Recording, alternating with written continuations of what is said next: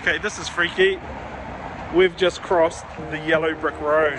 We've headed back to the whare. Danielle's now dressed more suitably. Oh my gosh, look, pants, shoes. A little bit more suitable for the weather. So warm now. And we're going to go and hit the free walking tour, which isn't free, of course.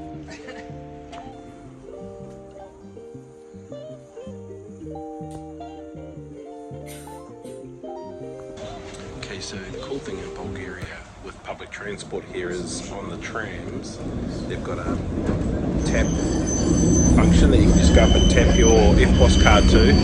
What my research says is you tap on and you tap off, and they won't charge you more than $5 lev a day.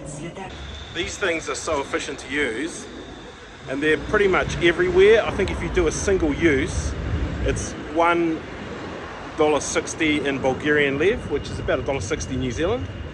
But if you keep tapping in a 24-hour period, you won't have to pay more than 4 lev or 5 lev.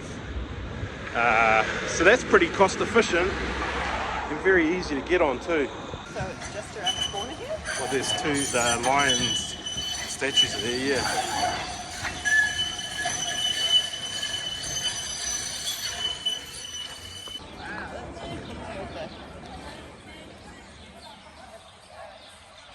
Have you never been on a video? So this is our start point for the free walk tour.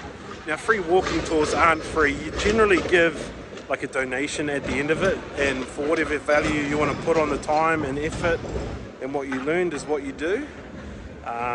So it's like 10, 20 bucks probably. It's similar to giving a koha like we do it back in New Zealand. Experience.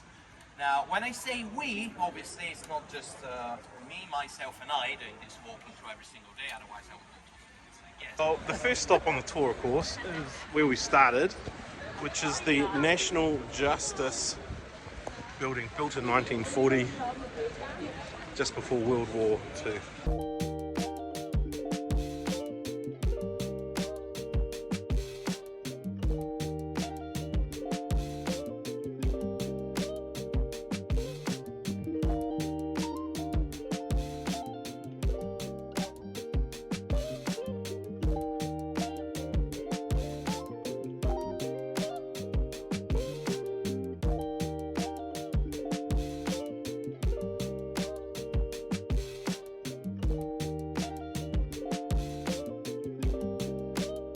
Interestingly, in Sofia, they don't have an old town like many of the other European countries that we visit. And so what we're told is that they actually layer this place. So here's a 14th century church, 20th century Soviet built building, 16th century I think he said, Ottoman Empire mosque, and then below the church here from the 14th century is a 4th century Roman crypt. So Bulgaria doesn't have an old town that you can go to and wander around. It's up and down to see things that are older or newer. Just down here to my left is a bunch of Roman ruins. So when you talk about the different layers, I can see that now right here. It's very poignantly displayed actually. Down to Roman ruins, up to 14th century Christianity, up to 16th century Ottoman era, up to 20th century communist era. I'm trying really hard to stick with the walking tour, although the walking tour's over there. Oops. Most of the time we last about 20 minutes. Today we've already surpassed that, so we're doing pretty good already. It was pretty cool. We've just walked about 10 meters away from somewhere that's known locally as the Square of Tolerance. Yeah, and they call that because there are four churches that are that are only within like 300 meters of each other. So you've got a Jewish synagogue, a Muslim mosque, an Orthodox Christian church, and then a Roman Catholic church. Yeah. And so they say they're one of the only major cities in Europe, Central Europe, Eastern Europe, that has that sort of ability where they all just get along. They don't fight, throw stones, but are tolerant. Very nice. This building used to be actually the bathhouse of the village, and it's got water bubbling up from down deep, 37 degrees Celsius. So just here, these water fountains, they are warm water, and it comes straight from under the ground, like 700 meters down, stays warm all year round, never freezes, although we can see like ice and snow behind us here. And you can drink it, it's good for you. As you can see, people here are filling up water bottles. Pretty cool. Healing qualities, you reckon, eh?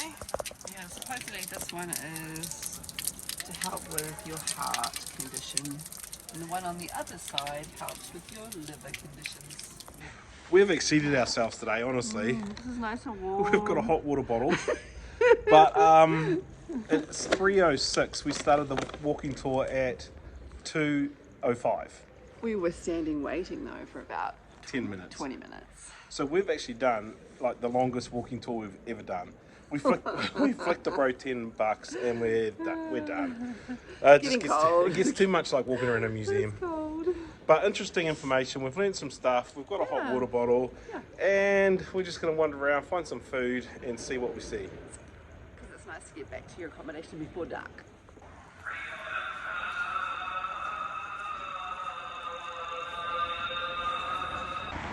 Okay, this is freaky.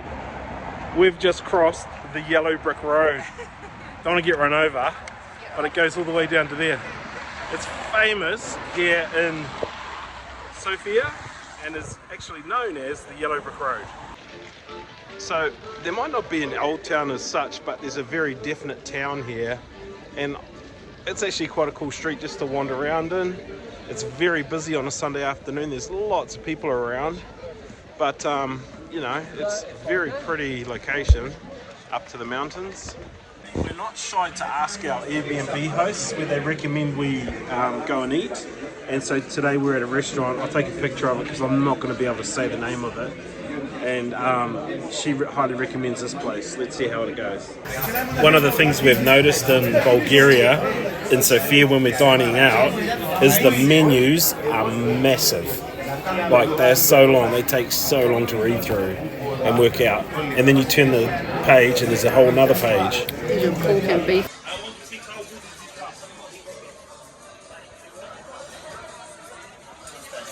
We are just a little touch over halfway through our food. We really like it. We actually really like Bulgarian food.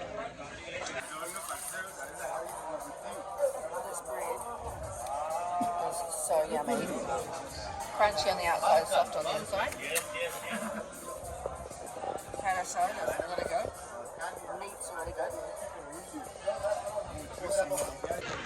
This has been a really pleasurable dining experience. The food's been great, but also like we're just on the comfiest chairs in the world. The surrounds are really, I mean, look at this, go out for dinner and hit the couch. This is all the way around the tables, all the way around the restaurant. It's very nicely decorated. A great meal. Okay, well, this is the name of the place here. I mean, how are you going to expect me to pronounce that? But apparently the English translation of it means the happy guy or lucky guy. It's a phrase that was coined by a Bulgarian writer who's very famous. I'll try and put a street location in the notes. Okay, so if you're walking uptown, just keep your eyes out for this sign. Ooh, can't see it very well. Yeah, so that's where the restaurant is. There. And inside is... But you can go in there. That's where we ate, and then there's a downstairs and upstairs. Really beautiful. It's not just this. Actually, this thing is where the smokers eat and smoke.